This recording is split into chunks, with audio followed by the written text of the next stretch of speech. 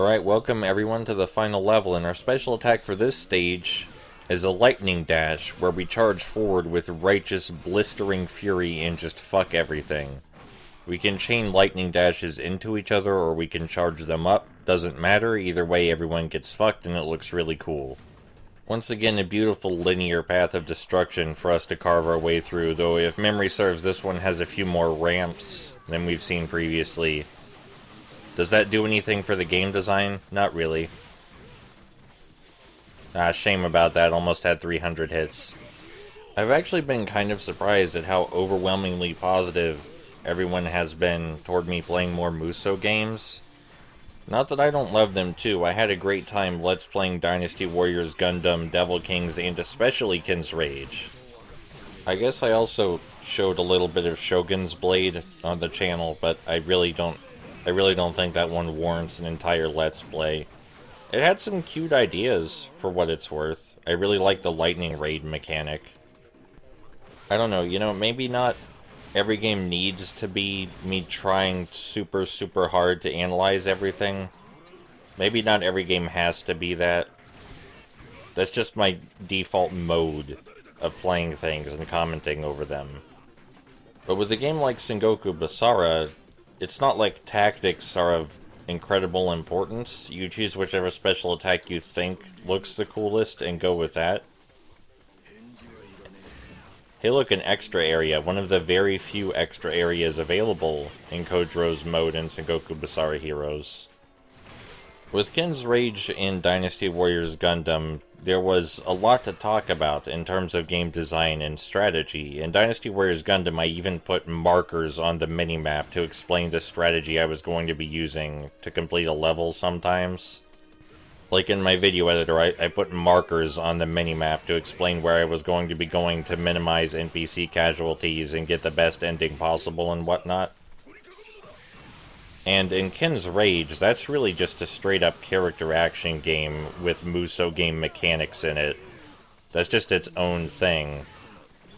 And Devil Kings, I Let's Play that because, it was the first Sengoku Basara game, and if nothing else, it's a novelty. Devil Kings is, for its inclusion of the priming mechanic, which hasn't been seen again except for Sengoku Basara Heroes. Oddly enough, I find that in games that try to explicitly encourage tactics to a greater degree, like Fire Emblem Warriors, I end up using less tactics. I remember in almost all of Fire Emblem Warriors, what I did is ordered all of my units to stay put at the start and let me handle everything. Because in Fire Emblem Warriors, you can order your units to go wherever you want them to. And that's not a bad idea. They are competent enough. But I just ordered them to stay put at the starting checkpoint, and then I would go handle everything else myself. So, fun fact, I don't remember what this gimmick is. I don't. It doesn't slowly drain your health or anything. I don't know what it does. But on the bright side, to distract from me forgetting forgetting what this stage's main gimmick is, I got over 300 hits again. I'm pretty happy with that. A friend of mine pointed out that the combo counter is not very lenient at all, like it goes away almost immediately. If you're not constantly wailing on someone, it just disappears. And yeah, that is true. But the reason that's the case, I assume, is because you can rank up so many hits so quickly that if the combo counter stayed around longer, it would be no problem getting over 1,000 hit combos or comboing your way through an entire level. Now, some Musso games and even some Sengoku Basara games really don't care. I remember 11,000 hit combos happening in Sengoku Basara 3. Oh, the mini-bosses are back. I think Musso games in Sengoku Basara really good indicators of why we shouldn't turn everything into a dick-waving competition to see which game is better. I've seen people that, when they play games, they actively try to compare everything they play with everything else.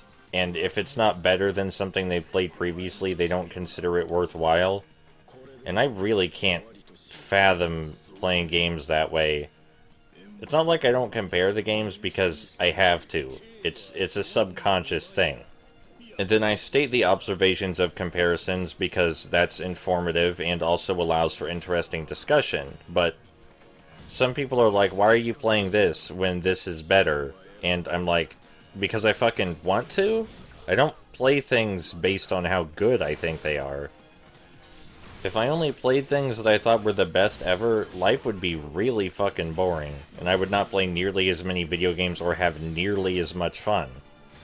And sometimes I feel a sense of obligation to play certain games, like, yeah, I played Sid the Dummy because I wanted to archive it, because no one else had done that previously. But I'm not playing Sengoku Basara 2 Heroes out of a sense of obligation or anything, or because I don't know there are better Musso games. I just like this one for its unique properties, regardless of whether there are better games. There may be other better games, but none of them have the exact level design and mechanics of Sengoku Basara 2 Heroes. So that's why I'm playing Sengoku Basara 2 Heroes, because I want to play this game, and not other better games. Likewise, my DVD collection, as small as it is, would be very boring if I only selected things based on how good I think they are. I would much rather play Alekine's Gun than Hitman, is what I'm saying. And you shouldn't let anyone else tell you what to play based on how good a game is either. Like, you can acknowledge that the game you're playing is inferior to another product, and still prefer playing it to a superior product. There's nothing wrong with that. Personal tastes do exist. You don't even have to acknowledge that the better things exist. I have seen Citizen Kane 0 times. I have not played Uncharted 2. My only experience with Lord of the Rings is through the LEGO version. You spend your time how you want to spend it. I was glad that I was able to confirm with a friend that one of the most often cited plot holes in Lord of the Rings, that being people saying that they could have just used a giant eagle or whatever bird to fly to the final location volcano thing, that plot hole does not actually exist because the giant fire eye would have seen them, and that would have been bad. I don't know what any of these things are called. I just know that people say that they ride on giant birds at one point, and they could have ridden the giant birds all the way to their destination, but then I thought, wouldn't the giant fire eye that I've seen in screenshots see them? And my friend was like, yeah, the giant fire eye would have caused problems with that. I hope you appreciate the postmodernism in me talking over this really loud J-rock while I'm discussing a film series I have never seen in my life. I may have also not really paid any attention to the cutscenes and dialogue in LEGO Lord of the Rings. So yeah, apparently the reason they didn't fly to the destination with the birds is because of the giant fire eye would have seen them, and I feel like that's an important lesson to take away from this, is that even though I've never seen Lord of the Rings in my life, I was able to identify that someone's analysis of the film was bullshit, and I will always be proud of that until someone tells me I was wrong. I don't know anything about the properties of that giant fire eyeball, but I know my friend does, and I trust them, so I'm just gonna assume that they're right about me being right. Oh, this J-Rock has some hip-hop in it. Kinda reminds me of Beautiful Joe. What was that song at the end of Beautiful Joe? Beautiful World? Came as an extra on the soundtrack for the Beautiful Joe anime CD. Do you like my trivia? I like my trivia. It doesn't matter if you like it.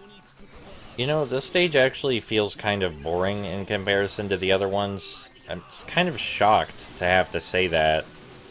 The opening bit of this stage was really cool, but the further it goes in, not a big fan. It's just not quite as nuts as I would have liked. But we are approaching the final boss battle right past this gate and up a hallway, because there's always got to be a big hallway before the boss battle. So I guess we're almost done with Sengoku Basara Heroes already. Not that it wasn't a good ride. I hope everyone had a good time while it lasted.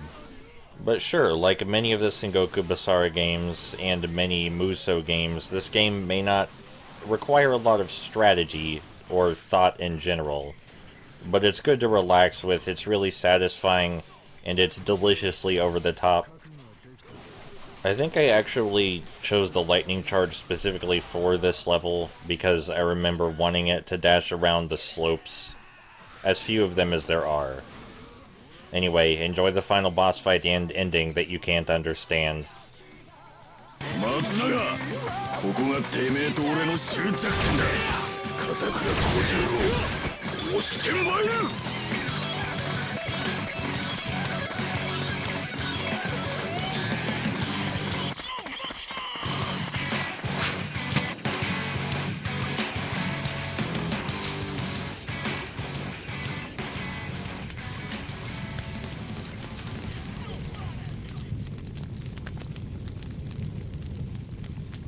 木は好きだ。1000年かけて築いたものを一瞬で葬り去る。この虚しさに何とも言えず心が和む。松永、てめえはダダをこねるガキと同じだ。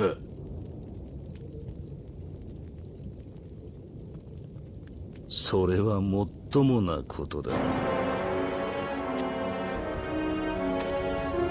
次はケイラの燃えゆく番だ。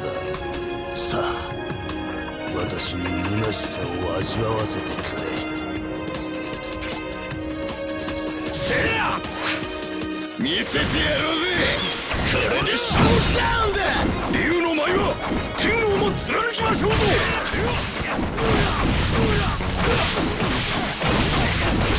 K が抑え込む狂気はすごいな。竜さえも軽く凌駕するまがまがしくも黒い刃だ。いつもの調子でやれ。余裕だろ。どいつもこいつも覚悟は。所詮は私も生けるものだ。これでも命は欲しい。何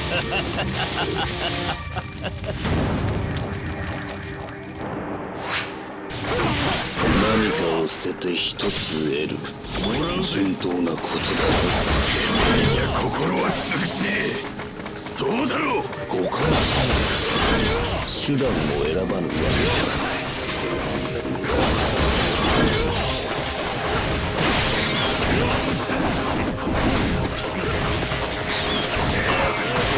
黒魔のスモーク、今日のどこかで人が死ぬ。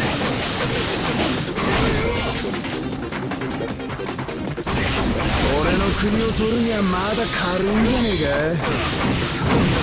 小次郎、人を吹かせてやる。静かに眠れ。悪いね。うちの副将はちっとまでも短気でな。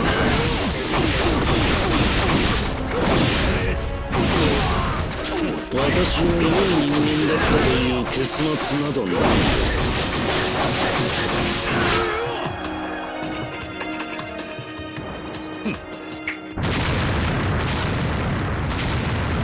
見たまえ、これが時間の破壊だ。竜も火あぶりも悪くはない。これはてめえが地獄に落ちるためのおくるみだ。なかなかどうして死んだな、竜の右目よ。静かに眠れ。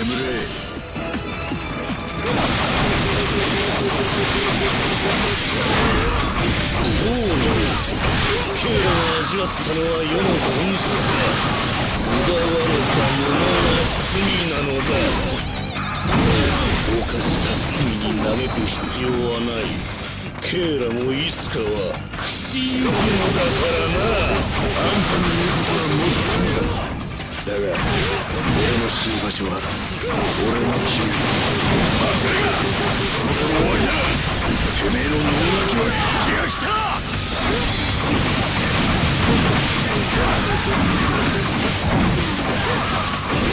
静かに眠れ。下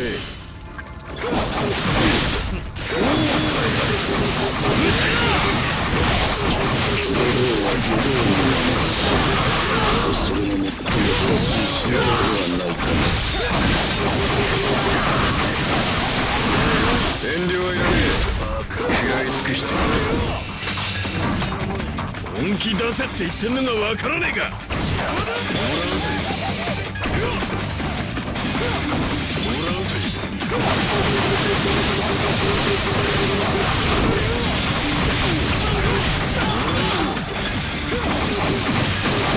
馬玉の闇に光一つ。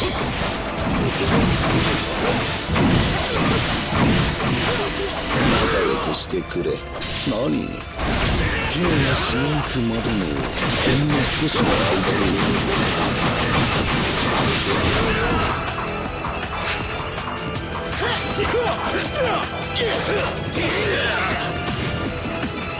せいや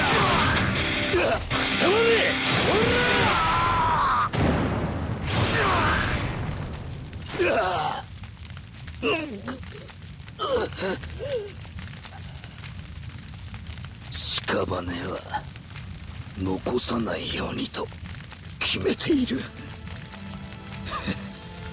お別れだ総流。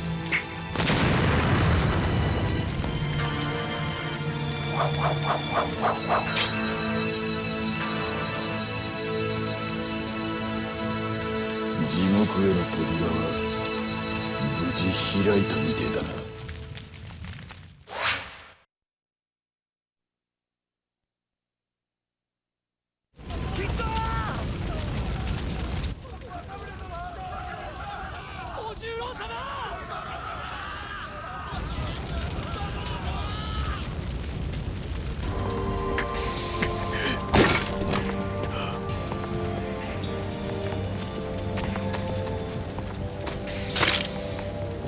政宗様、もとより覚悟はできております。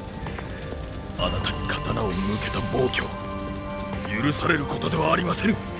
竜の刀、そして皆の命、あなたの二つの宝を取り戻した今、この小十郎にできることはただ一つ。